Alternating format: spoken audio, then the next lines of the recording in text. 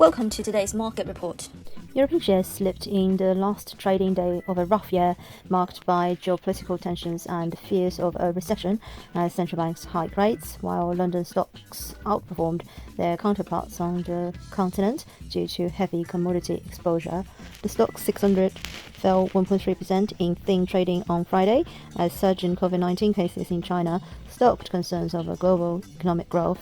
The Pan-European index fell 12.9% for the year, its worst performance since 2018.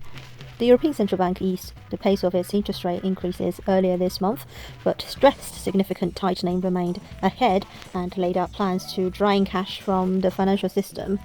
This is the beginning of a new era when central banks will be playing a more subdued role in markets with less liquidity available to fix problems, a more than necessary move that came perhaps too late and too painfully.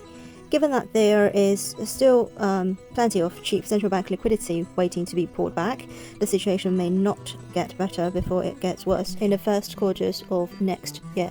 The UK saw the death of its longest reigning monarch in 2022 and 3 prime ministers occupying Downing Street in the second half of the year, amid a worsening cost of living crisis that sparked strikes and protests across Europe. The FTSE 100 closed 0.8% lower in half-day trading on Friday. German stocks clocked a yearly fall of 12.3%, its worst performance since 2018.